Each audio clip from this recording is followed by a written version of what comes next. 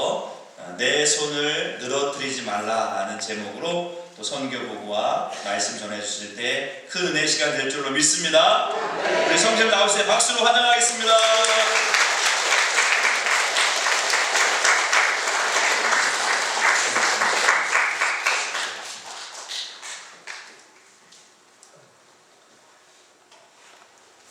할렐루야. 네, 고난주간에 시작되는 종료주일 아침입니다. 이 아침에 주의 전에 부름받은 우리 모두 가운데 참으로 좋으신 우리 하나님의 은혜와 축복이 충만하시기를 주의 이름으로 축복합니다. 특별히 시간에 먼저 우리 사북교회와 우리 담임 목사님 또 모든 성도님들께 진심 어린 감사의 말씀을 먼저 전해드리고 싶습니다. 험난한 세상을 살아가시는 것 자체가 힘들고 어려운 일인데 요즘 얼마나 힘이 드십니까? 그럼에도 불구하고 우리 말레이시아 선교를 위해서 기도해 주시고 헌신해 주시고 또 물질을 후원해 주심에 진심으로 감사를 드리고 특별히 작년에 제 아내였던 최미애 선교사가 투병할 때 그리고 주님 품에 안길 때까지 깊은 관심과 기도로 동행해 주심에도 또 한번 감사의 말씀을 드립니다. 제가 선교사로 말레이시아에 나간 지 올해로 만 23년이 됐습니다. 그리고 우리 사북교회와 인연을 맺은 것은 3년째더라고요. 그래서 지금 세 번째 제가 와서 여러분과 함께 말씀을 전하고 또 간단하게 선교 보고를 드렸습니다. 그래서 대부분의 분들이 아마 제가 말레이시아에서 하는 선교 사역을 알고 계시리라 생각을 합니다. 그래도 잘 모르시는 분들이 계실까봐 간단하게 좀 소개를 하고 계속해서 말씀을 전하도록 하겠습니다. 제가 하는 선교 활동은 크게 두 가지입니다. 말레이시아에 있는 원주민들을 대상으로 전도하고 교회 개척을 하고 또 교회 건축을 하는 사역인데 아침에 잠깐 목사님하고 말씀하는 중에 세보니까 제가 13개 교회를 건축을 했더라고요. 그리고 지금 계속해서 다니면서 설교하고 있는 교회가 5개 교회입니다. 매 주일마다 돌아가면서 순회하면서 설교를 하고 있고요.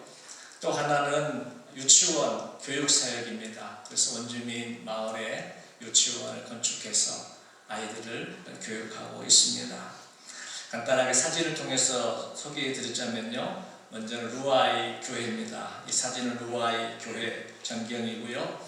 이 사진은 루아이 교회를 맡고 있는 원주민 우리 목사님이시고 그 품에 안겨 있는 아이가 손주 조엘이라고 하는 아이인데 제가 언젠가도 아마 기도 부탁드린 것 같은데 24년 12월 1일 날 혈액암으로 주님 품에 안긴 눈에 넣어도 안 아플 그런 손주입니다.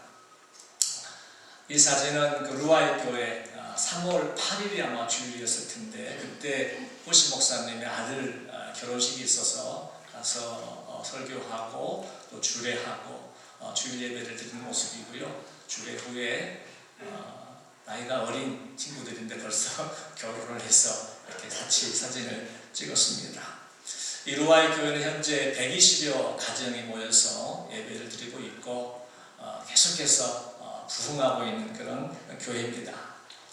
이 교회는 보따우 지역에 있는 원주민 마을 교회인데요.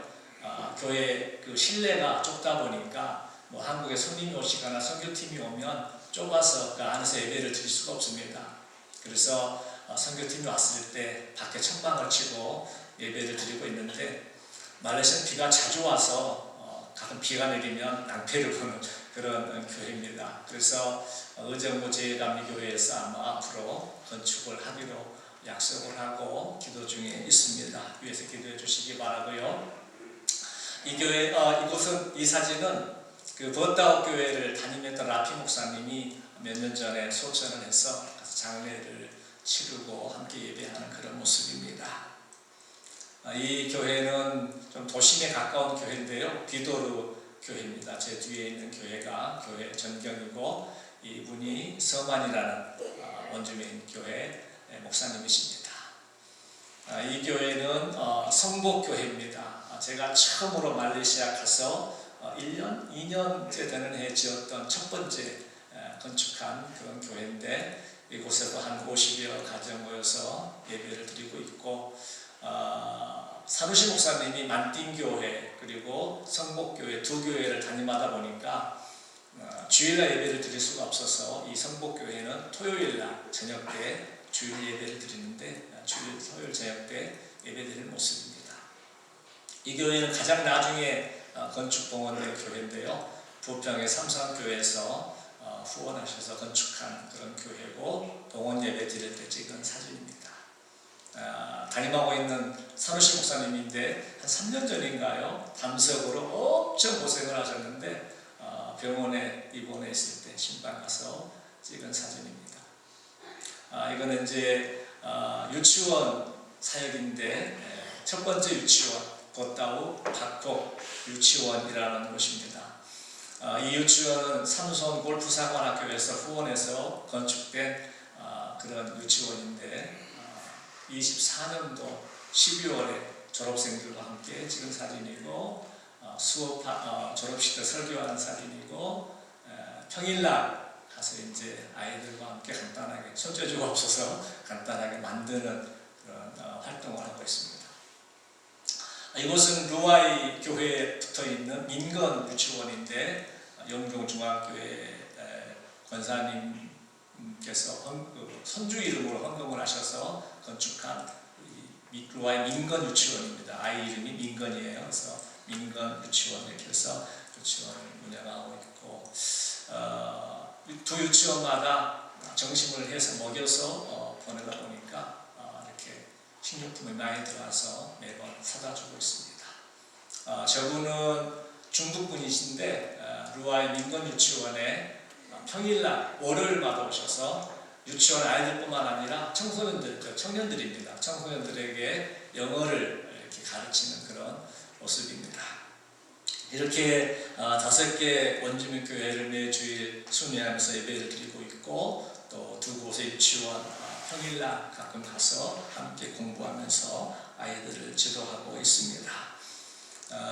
그래서 루아이 민건 유치원, 또 보따오 삼손 박곡 유치원, 각 유치원마다 교사 2명씩 세워서 생활비를 지원하고 있고요. 원주민 교회 목사님들에게도 다는 못해드리지만 조금씩 생활비를 해드리고 있습니다. 그래서 이렇게 그들에게 생활비를 지원해드리고, 또 유치원 교사들에게 또 월급을 조금씩 이렇게 지급하고 하는 것은 우리 사북교회처럼 말레이시아 선교를 위해서 기도하고 후원하는 여러 교회와 또 성도 여러분들의 헌신이 있었기 때문에 가능한 것이라 믿습니다. 다시 한번 깊은 감사의 말씀을 드립니다.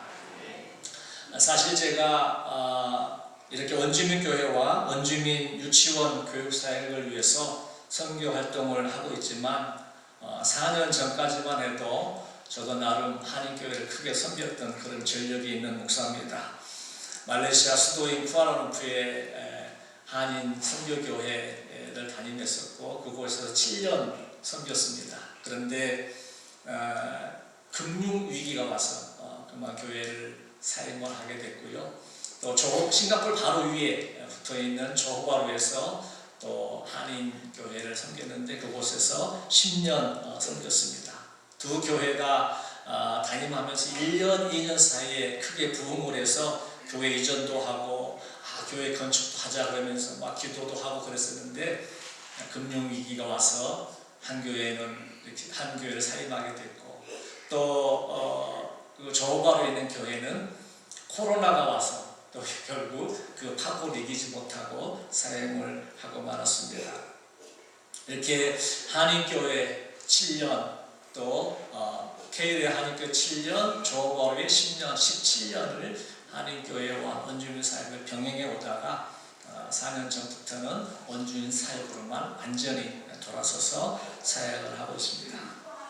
그러다 보니까 늘 제 마음속에 있는 하나의 큰 돌덩이 같은 어떤 뭔가가 있습니다. 그게 바로 나는 실패한 목회자다 라고 하는 그 부담감이 늘 제 마음속에 있었습니다. 그러는 중에 오늘 스바냐 말씀이 저에게 늘 위로를 주었고 희망을 주었는데 이 시간에 바로 그 말씀을 제목 그대로 해서 네 손을 늘어뜨리지 말라, 이런 주제로 잠깐 말씀을 전하면서 기차의 은혜를 나누도록 합니다. 오늘 본문은 지금으로부터 약 600여 년 전에 유다의 가장 악한 왕이었던 므낫세 왕을 배경으로 한 그런 본문 말씀입니다. 이 므낫세 왕이 얼마나 악한 왕이었느냐, 너무너무 악한 왕이었는데 열왕기하 21장 16절에 보시면 그가 얼마나 많은 우상을 섬겼고 얼마나 많은 사람들을 죽였는지 이렇게 표현을 하고 있습니다. 우리 한번 같이 읽어봅니다. 므낫세가 유다에게 범죄하게 하여 여호와께서 보시기에 악을 행한 것 외에도 또 무죄한 자의 피를 심히 많이 흘려 예루살렘 이 끝에서 저 끝까지 가득하게 하였더라. 온 유다 천지에 피가 가득하도록 악행을 저지른 겁니다. 그렇게 55년을 통치하다가 그 아들 아몬이 대신해서 왕이 되지요. 그러면 그 아버지의 악행을 따라가지 말아야 되는데 그 아버지의 그 아들이었어요. 아몬도 역시 하나님 앞에 악을 행한 겁니다. 그러니까 그동안에 아모스 왕 때에 그렇게 므낫세 왕 때 그렇게 고통을 겪었던 유다 민족이 아몬을 보면서 더 이상 참지를 못한 겁니다. 그래서 2년 만에 그를 암살해 버리고 말지요. 그리고 아몬의 아들 요시야가 대신해서 왕위에 오르게 됩니다. 그때 요시야가 왕이 된 때가 나이가 18살입니다. 그러니까 요시야가 무엇을 할 수 있겠습니까? 지위는 왕 자리에 앉았는데 아무것도 할 수 없는 그런 상황 아니겠어요? 그 다행인 것은 그 요시야 왕 주변에 좋은 신하들이 있었고 또 오늘 스바냐서를 기록한 스바냐와 같은 좋은 선지자들이 계셔서 이 요시야 왕을 잘 보필을 한 겁니다. 그래서 우리가 이 스바냐서를 읽어보면 1장부터 짧은 부분 말씀입니다만은 그 말씀 하나하나에 소름이 쭉 끼칠 정도로 정말 무서운 말씀이 기록되어 있습니다. 이 스바냐서의 주제가 여호와의 날, 다른 말로 하면 하나님의 심판의 날이 이 스바냐서의 주제인데 얼마나 무서운지 몰라요. 그래서 1장 2절에 보면 내가 땅 위에서 모든 것을 진멸하리라, 그렇게 말씀을 했습니다. 3절에 보면 내가 사람을 땅 위에서 멸절하리라, 그렇게 말씀을 하시고요. 3장 8절에 보면 온 땅이 나의 질투의 불에 소멸되리라, 그렇게 말씀을 하십니다. 여러분, 얼마나 무서운 말씀입니까? 하나님이 사람과 짐승을 물어나고 진멸하시겠다는 거예요. 소멸하시겠다는 거예요. 그냥 전멸시켜버리겠다는 거예요. 그런데 그날이 언제냐? 1장 14절에 보면 여호와의 큰 날이 가깝도다, 가깝고도 빠르도다, 그렇게 말씀을 해요. 그때 유다의 왕이 된 이가 바로 이 요시야입니다. 다 망해가는 나라, 아니 무서운 하나님의 심판이 코앞에 있는 그런 나라의 왕위에 올랐으니 왕하고 싶겠어요? 그것도 8살짜리가 뭘 하겠습니까? 그런데 중요한 것은 하나님은 그렇게 심판의 말씀만 하신 것이 아니라 그 심판의 말씀 뒤에 희망의 메시지도 주고 계시더라 하는 겁니다. 그 희망의 메시지가 16절, 17절에 나옵니다. 두 가지를 말씀하시는데요. 하나는 네 손을 늘어뜨리지 말라. 또 하나는 내가 너로 인하여 기쁨을 이기지 못할 것이다. 그렇게 말씀을 하십니다. 여러분, 내 손을 늘어뜨리지 말라. 무슨 말입니까? 내가 막 이제 정신을 차리고 하나님께로 돌아온 이스라엘 백성들, 그들에게 하나님의 심판이 무섭게 선포되는데 어떻게 기운이 나겠어요? 어깨가 쭉 처질 수밖에 없고 손발이 늘어질 수밖에 없는 거죠. 그런데 그럴 필요 없다는 거예요. 의기소침할 필요도 없고 낙심할 필요도 없고 좌절할 필요도 없다는 거예요. 오히려 너희는 기운을 내라는 겁니다. 왜? 너는 내 기쁨이 될 것이기 때문에. 내가 너로 인하여 기쁨을 이기지 못할 것이기 때문에. 여러분, 지금의 우리의 형편과 사정 얼마나 힘들고 어려운 그런 상황입니까? 많은 어려움이 있을 수 있고요, 마음 상한 일도 있을 수 있고 답답한 일도 있을 수 있습니다. 그러나 중요한 것은 하나님의 말씀에 내 손을 늘어뜨리지 말라는 것입니다. 내 손을 늘어뜨리지 말라. 저는 이 말씀을 나는 실패한 목회자다, 그런 부정적인 낮은 자존감, 그런 생각이 떠오를 때마다 더 의도적으로, 그래, 내 손을 늘어뜨리지 말아야지, 기죽지 말아야지, 낙심하지 말아야지, 얼마나 자주, 얼마나 깊이 묵상했는지 모릅니다. 그러면서 간신히 마음을 추스리고 선교 사역을 감당하고 있었는데 작년 8월에 제 아내도 세상을 떠나고 말았습니다. 그런 제가 어떻게 다시 선교지로 돌아갈 수 있었겠습니까? 어떻게 다시 일어날 수 있었겠습니까? 역시 오늘 이 말씀이 저를 다시 세우시고 저를 다시 말레이시아로 돌려 보내시더라 한 거예요. 사랑하는 성도 여러분, 혹시 여러분 중에 정말로 인생의 실패를 맛보신 분들 계십니까? 그런 저와 같은 실패를 맛보지 않기를 바라지만 그래도 세상이 그렇게 녹록하지만은 않을 것입니다. 혹시라도 사업의 문제로, 또 부부간의 어떤 갈등, 남편의, 아내의 갑작스러운 소천, 자녀들이 먼저 세상을 떠나는 아픔, 또는 건강의 상실, 이런저런 일로 인하여 어깨가 내려가고 삶의 의욕을 잃어버리신 분들 계시다면 오늘 말씀으로 다시 한번 일어서시기를 바라고, 아직 그런 아픔을 겪지 않으신 분들은 하나님 앞에 감사하시면서 예방주사 성격으로 오늘 말씀 받을 수 있기를 주의 이름으로 축원합니다. 세상의 그 어떤 상황 속에서도 우리가 손을 늘어뜨리지 말아야 될 이유 한 세 가지로 오늘 정리를 좀 해봤습니다. 첫째로는 하나님이 우리의 죄를 용서해 주셨기 때문입니다. 우리 15절 한번 같이 읽어볼까요?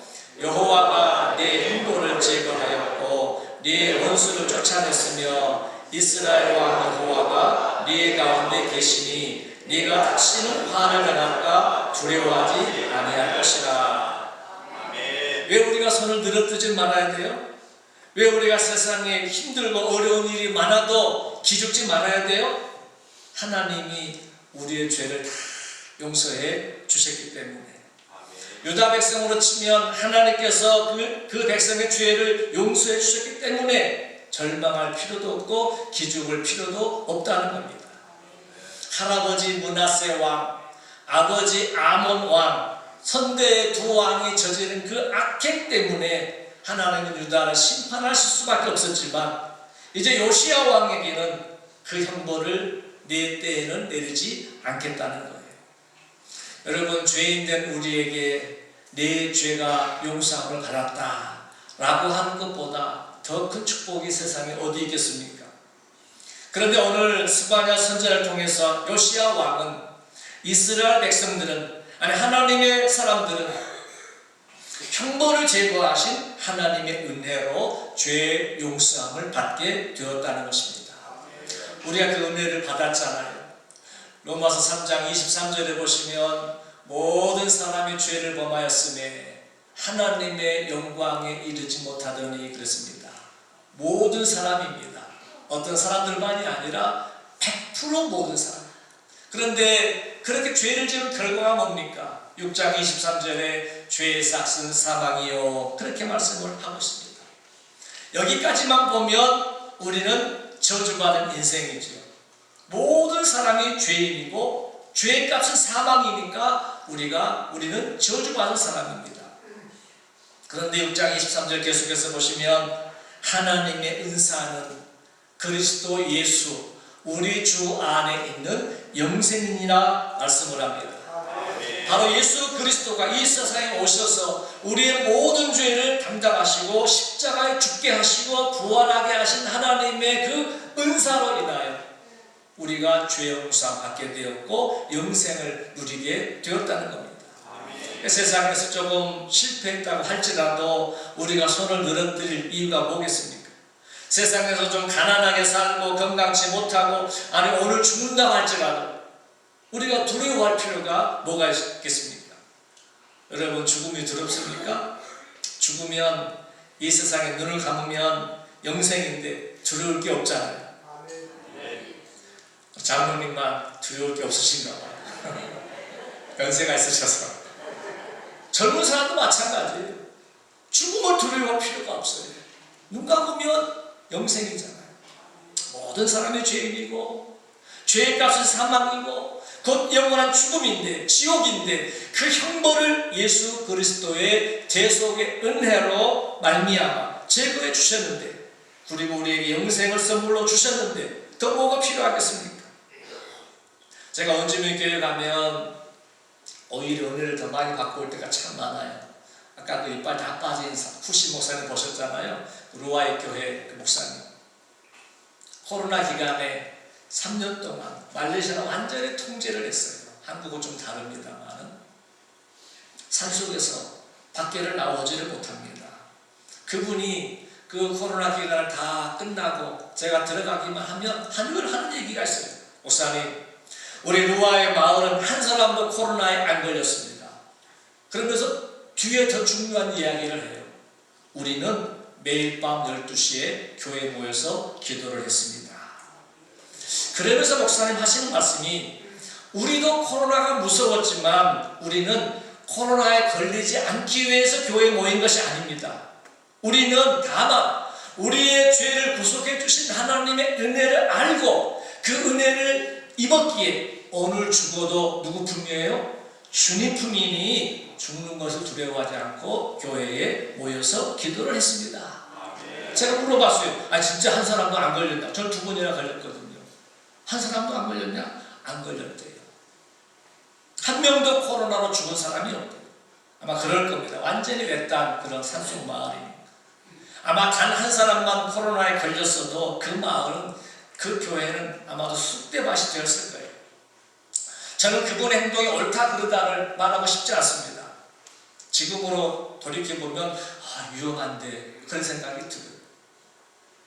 그분의 믿음이 저에게 얼마나 큰 울림을 주었는지 몰라요. 죄 용서함 받은 사람의 담대함. 그러니까 코로나 기간에도 그 손을 늘어뜨리지 않고 성전에 모여서 기도를 한 거예요. 여러분, 내 건강보다 더 중요한 문제가 뭡니까? 죄의 문제예요. 내 사업보다 더 중요한 문제가 뭐예요? 죄의 문제예요. 매일 나를 쑤시고 힘들게 하는 저 원수 같은 그 사람보다 더 중요한 게 뭐예요? 죄의 문제예요. 그러니까 우리 모든 인생, 모든 실패보다 더 큰 문제는 죄의 문제인 겁니다. 그런데 그 죄가 이미 해결되었어요. 하나님이 주 예수 그리스도의 은혜로 말미암아 해결해 주셨고 우리에게 영원한 자유, 영생을 허락해 주신 겁니다. 오늘 스바냐 선지자가 그것을 말씀해 주시는 거예요. 여호와가 네 형벌을 제거하였다. 그러니 하나님의 백성아 두려워하지 말고 기운을 내라. 여러분, 예수님은 저와 여러분 허물과 죄로 이미 죽었던 우리를 살리시기 위해서 십자가에서 친히 내 대신 죽으셨습니다. 그리고 그 은혜로 우리가 하나님의 자녀가 된 것입니다. 그럼 된 거 아니겠어요? 마귀의 자녀에서 하나님의 자녀가 되었으니 영벌의 자리에서 영생의 자리로 옮겨졌으니 지옥 백성에서 천국 백성으로 옮겨졌으니 세상을 다 가진 그런 사람들보다 더 행복한 거 아니겠습니까? 목사라도 목회에 실패하면 내 죄 때문인가 그러면서 자신을 돌아보게 되고 한탄하게 되고 때로는 죄의식에 사로잡히기도 합니다. 저를 짓눌렀던 것이 바로 그 죄의식이었으니까요. 그런데 어느 날 주님이 제게 그런 말씀을 주시는 것 같았어요. 강 목사야, 네가 구하라는 구에서 목회에 실패한 것은 네 죄 때문이 아니고 그냥 그 당시 전 세계적인 금융위기 때문이야. 네가 조건에서 한인 목회 그만두게 그 실패한 것도 네 잘못이 아니고 전 세계를 강타했던 그 질병 코로나 때문이야. 그러면서 그러니까 너는 세계적인 사람이지. 그런 마음을 자꾸 주시는 것 같았어요. 너는 세계적인 사람이야. 그냥 간단하게 너를 괴롭힌 게 아니라 세계적인 금융위기, 세계적인 질병이 너를 고꾸라뜨린 거야. 여러분, 혹시라도 세상에서 실패했을 때 그것이 혹시 나의 죄 때문이 아닐까? 죄의식에 사로잡혀 계시지 않습니까? 죄책감에 오늘 또 손을 늘어뜨리시겠습니까? 아니면 늘어진 손 들어 올리시겠습니까? 바라기는 주님이 우리의 모든 죄 완전히 다 용서하셨음을 믿으시고 늘어진 어깨, 손 다시 일으켜 세울 수 있기를 주의 이름으로 축원합니다. 두 번째로 왜 우리가 손을 늘어뜨리지 말아야 되느냐 한번 같이 읽어볼까요? 하나님은 임마누엘의 하나님이시기 때문입니다. 우리 17절 같이 읽습니다. 너희 하나님 여호와가 너희 가운데 계시니 그는 구원을 베푸실 전능자이시라. 그가 너로 말미암아 기쁨을 이기지 못하시며 너를 잠잠히 사랑하시며 즉 말미암아 즐거이 부르며 기뻐하시리라 하리라. 아멘. 할렐루야. 누가 우리와 함께 하세요? 우리 하나님 여호와. 그런데 그 하나님이 어떤 분이세요? 그는 구원을 베푸실 누구요? 전능자이시라. 그렇게 말씀을 합니다. 여러분, 누가 오늘 우리와 함께 하십니까? 이 세상에서 우리에게 이 세상에서의 구원, 그리고 오고 오는 모든 세대, 즉 영원한 내세에서의 구원을 베푸실 전능자, 바로 그 하나님이 우리와 함께 하십니다. 여러분, 우리가 세상을 살다 보면 어려운 일을 당할 때 참 많잖아요. 그럴 때 가장 먼저 나타나는 현상이 뭡니까? 사람들이 떠나가요. 그래서 더 슬프고 힘들어요. 더 외로워요. 근데 오늘 본문에 보시면 하나님은 네가 실패했어도 내가 너희 가운데 계시겠다는 거예요. 네가 실패했어도 내가 너로 인하여 기쁨을 주체하지 못하시겠다는 거예요. 세상이 다 망해도 하나님이 나와 함께 하시면, 사업이 망하고 건강을 잃었어도 하나님이 나와 함께 하십니다. 그런데 우리가 어려운 일을 만나고 힘든 일을 만나면 자꾸만 그 사실을 잊어버립니다. 그래서 낙심하고 좌절하는 거예요. 우리 원주민 교회 가운데 만띵 교회가 있죠. 아까 그 담석으로 고생했던 그 사루시 목사님이 맡아서 하는 교회인데, 그 교회는 도시와 가까워가지고요, 코로나 기간에 전 교인이 다 코로나에 걸렸어요. 그래서 이제 교인들 중에 심한 사람들은 병원에 입원을 했고, 덜 심한 사람들은 무슨 뭐 큰 학교 강당 같은데 그냥 단체로 격리를 시켜가지고 치료를 했는데, 그때 병원에 입원했던 사루시 목사님이 좀 심각해진 상태에서 저에게 메시지를 보냈습니다. 이번 일주일 만에 산소호흡기를 꼈고, 산소호흡기를 낀 지 이틀 만에 저녁에 의사가 이런 말을 했다는 거예요. 그때 저에게 메시지를 보낸 거예요. 그 의사가 사루시 목사님에게 당신은 오늘 밤을 넘기기 어려우니까 마지막으로 가족들하고 영상통화를 하십시오. 그 사형 선고를 내린 거예요. 그때 저에게 메시지를 보냈어요. 기도해달라고. 근데 이제 사루시 목사님의 가족들과 영상통화를 하는 겁니다. 여러분, 마지막 밤입니다. 어느 누구도 와서 자기 임종을 볼 수 없는 그런 밤이죠. 의사의 말로는 오늘 밤에 죽을 것이다 말을 했습니다.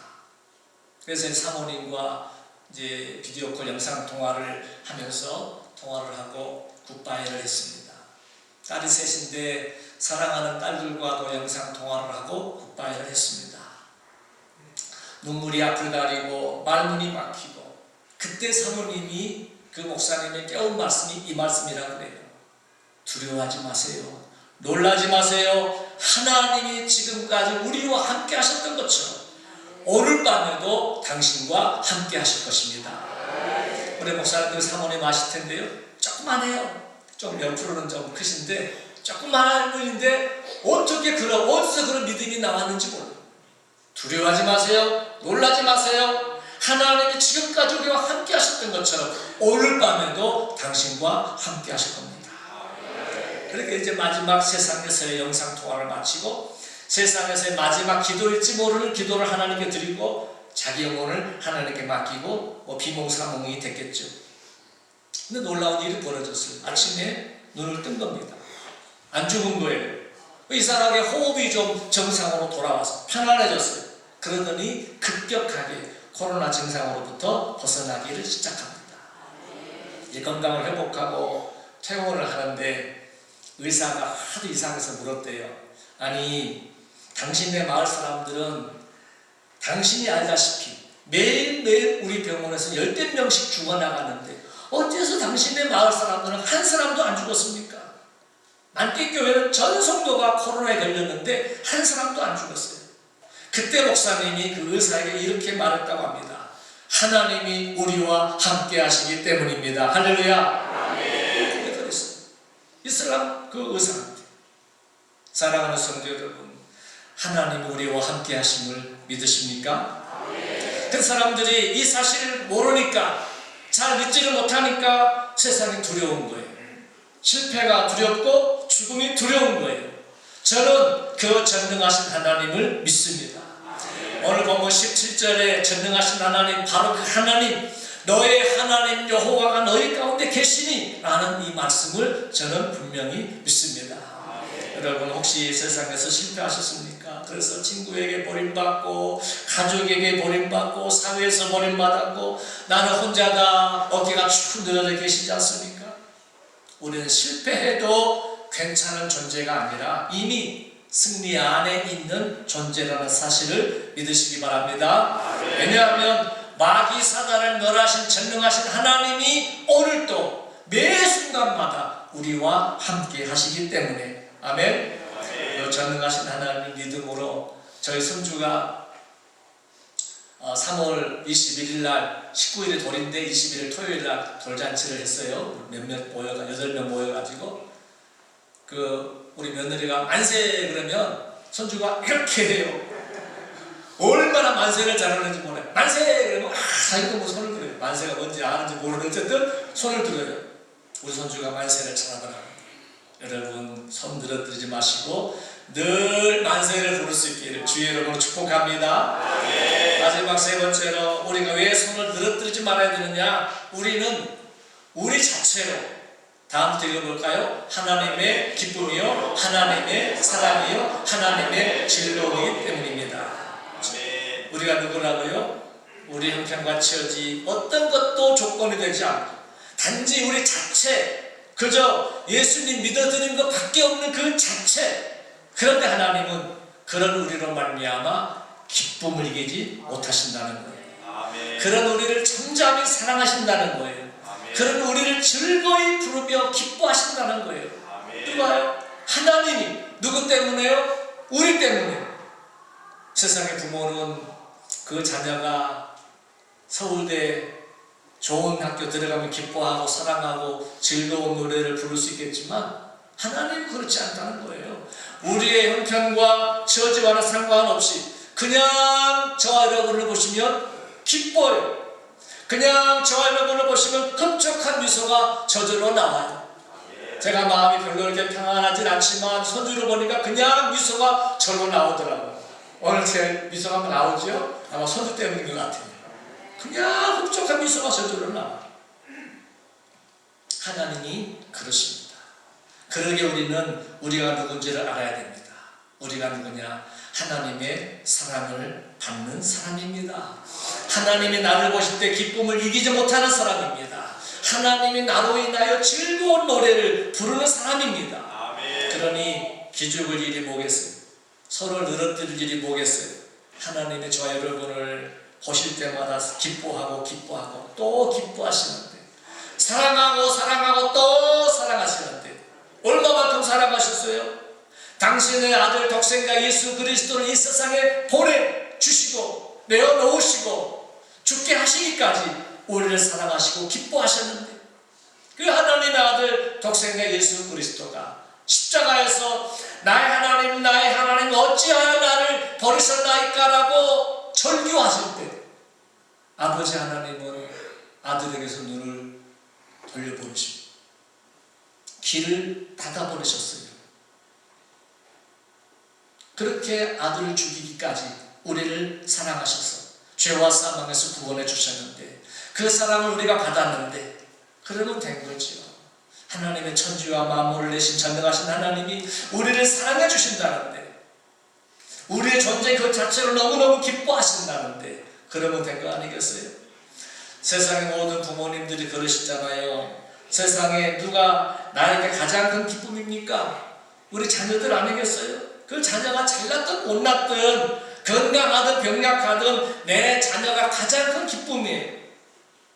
혹여라도 만에 하나 세상이 하도 요지경이니까 자기 자식을 버리는 그런 부모가 있을지라도 우리 하나님은 결단코 예수님의 피로 사신 저와 여러분을 버리지 않으신다고 말씀을 하셨습니다. 우리는 우리 자체로 하나님의 기쁨이고, 우리는 우리 자체로 하나님의 사랑이고 하나님의 즐거움입니다. 여러분, 집을 나간 둘째 아들 세상을 다 탕진하고 거지가 돼 돌아오잖아요. 그때 그를 기다리던 아버지 멀리서 아들을 보고 달려옵니다. 아버지는요, 그 아들의 손에 뭐가 들렸는지 관심이 없습니다. 아들이 성공해서 돌아오는지 실패해서 돌아오는지 아니면 거지가 되어 돌아오는지 관심이 없습니다. 아들 자체가 돌아온 것 때문에 기뻐한 거예요. 그래서 가장 좋은 옷을 내어다가 입혀요. 손에 가락지를 끼워줘요. 발에 신을 신겨줘요. 잔치를 벌여요. 기뻐하면서 이렇게 노래를 부릅니다. 이 내 아들은 죽었다가 다시 살아났으며 내가 잃었다가 다시 얻어먹어라. 여러분, 우리도 세상에서 실패할 수 있어요. 그때 세상은 우리가 실패했다고, 우리 손에 든 것이 없다고 비난할지 모릅니다. 그러나 하나님은 우리 손을 보지 않으십니다. 세상에서의 성공과 실패를 보지 않으십니다. 그냥 품에 안아주시고, 아들아, 딸아, 그냥 네가 돌아온 것만으로도 나는 춤을 추고 싶다. 너는 나의 기쁨이야 라고 말씀해 주시는 거예요. 저 여러분을 위해서 그 아들 예수 그리스도를 이 세상에 보내시고 십자가에 내놓아 죽게 하시기까지 그 사실을 증명하셨잖아요. 그런데 우리가 자꾸 그것을 잊어버립니다. 그리고 세상에서 어려운 일을 만나면 금방 낙심하게 되고 좌절하게 되고, 목사라도 2번 목회에 실패하고 나니까 주님은 네 잘못이 아니라고 말씀해 주시는 것 같지만, 그래도 제 마음은 늘 무거운 돌이 놓여져 있는 것 같았어요. 거기다가 작년에 아내가 세상을 떠나고 나니까 사람들이 다들 저를 이상하게 쳐다보는 것 같아서 이 대기피증이라고 하나요? 누군가를 만나기가 쉽지 않았습니다. 어디 가서 괜히 창피한 마음이 들어서 낯을 들 수가 없는 거예요. 그런 저에게 오늘 이 말씀, 네 죄 때문이 아니야. 네 죄는 이미 예수가 십자가에 못 박혀 죽을 때 이미 사해졌어. 나는 여전히 너와 함께 하고 있고 너는 여전히 나의 기쁨이야. 이 말씀이 저를 다시 말레이시아로 보냈고 다시 삶의 의욕, 선교의 당위성을 갖게 된 겁니다. 사랑하는 성도 여러분, 이제 말씀을 좀 정리하겠습니다. 오늘 성경에 나오는 남유다의 요시야 왕은 BC 640년부터 22년간 유다를 통치합니다. 그리고 요시야 왕 이후에 불과 22년 만에 바벨론에 의해서 나라가 완전히 초토화되고 멸망당하고 말죠. 그러니까 나라가 풍전등화와 같은 그런 위기 상황이었고, 그 위기 상황은 이미 하나님께서 심판을 예고하신 바였던 거죠. 그런 절체절명의 순간에 그럼에도 불구하고 하나님은 요시야를 잊지 않으시겠다는 겁니다. 이스라엘을 영원히 버리지 않으시겠다는 거예요. 내가 너희의 과거 모든 죄를 이미 용서했으며 내가 너희와 현재 함께 할 것이며 내가 너희를 미래 얼마나 사랑하는지, 너희는 나의 기쁨이요 너희는 나의 사랑이요 너희는 나의 즐거움이 될 것이다. 회복의 말씀, 약속의 말씀을 해주셨습니다. 그 약속의 말씀은 예수 그리스도께서 사람의 몸을 입고 이 땅에 오셔서 십자가에서 대속의 죽음을 죽으시고 부활하심으로 완전히 이루어졌습니다. 그러기에 우리가 해야 할 일이 뭐겠습니까? 요시야 왕이 모든 우상을 다 회파하고 모든 신당들을 다 회파하고 그리고 하나님의 말씀을 펴기 시작했던 것처럼 우리 또한 하나님의 말씀 앞에 늘 나아가고 하나님의 말씀 앞에 바로 서야 할 줄로 믿습니다. 만약에 혹여라도 이런저런 일로 인해서 어깨가 축 처지고 손이 늘어뜨려져 있고 의기소침의 분들 계신다면 오늘 이 말씀을 기억하시면서 다시 일어서시기를 바랍니다. 하나님이 우리를 용서하셨다. 하나님이 나와 늘 함께 하신다. 하나님은 우리를 끝까지 사랑하시고 기뻐해 주실 것이다. 그 사실을 믿음으로 오늘 늘어진 저와 여러분의 팔을 다시 들어 올리시며 기쁨으로 주님을 찬미하는 우리 모두가 되시기를 주의 이름으로 축원합니다. 기도하겠습니다. 사랑과 자비의 아버지 하나님, 오늘 스바냐 선자를 통해서 네 손을 늘어뜨리지 말라 말씀하시니 감사합니다. 세상의 거친 파도와 예상치 못한 상실 그리고 앞이 보이지 않는 막막함 속에 우리의 마음의 손이 축 처져 있었음을 고백합니다. 용서의 하나님, 이제 우리가 다시 믿음의 손을 들어 올립니다. 우리의 모든 형벌을 십자가에서 제거하신 예수 그리스도의 은혜를 신뢰합니다. 죄와 사망의 법에서 우리를 해방하셨사오니 더 이상 정죄감과 패배감에 사로잡히지 않게 하옵소서. 오늘 시간 우리를 짓누르던 모든 무거운 짐을 주님 발 앞에 내려놓고 영원한 자유를 얻었음을 고백합니다. 전능하신 하나님, 우리 가운데 계신 전능자 하나님을 의지합니다. 홀로 고통당하는 것 같았지만 실상은 사망의 음침한 골짜기에서도 주님이 우리 가운데 함께 계셨음을 믿습니다. 수많은 사람들이 죽어가던 그 절망의 코로나 기간에도 우리 말레이시아의 원주민 성도들을 지키신 그 전능하신 팔이 오늘 우리의 가정도 일터도 건강도 붙들어 주실 줄로 믿습니다. 두려워 말라, 내가 너와 함께하리라 하신 임마누엘의 약속을 붙들고 다시 일어서게 하옵소서. 사랑의 하나님, 저희가 하나님의 기쁨이 되는 존재임을 단 한순간도 잊지 않게 하옵소서. 우리가 무엇을 잘해서가 아니라 하나님의 자녀라는 이유만으로 우리를 보며 기뻐하시고 또 노래하시는 아버지의 그 사랑에 가슴 벅차 오릅니다. 세상의 평가에 귀 기울이지 않고 나를 보며 미소 지으시는 주님의 그 시선만을 바라보게 하여 주옵소서. 그 사랑의 노래가 우리의 삶의 메아리쳐 우리도 주님을 향해 감사의 찬송을 멈추지 않게 하옵소서. 오늘 드려진 이 귀한 예배를 통해 우리 사복교회 모든 성도님들과 말레이시아 원주민 사역위에 하나님의 은혜와 사랑 그리고 위로가 강물처럼 흐르게 하시고 우리 모두가 다시는 손을 늘어뜨리지 않고 주와 함께 힘차게 전진하는 믿음의 용사들 되게 하여 주옵소서. 우리 끝까지 사랑하시고 붙들어 주시는 천국까지 이끄시는 주 예수 그리스도의 이름으로 감사하며 기도하옵나이다. 아멘.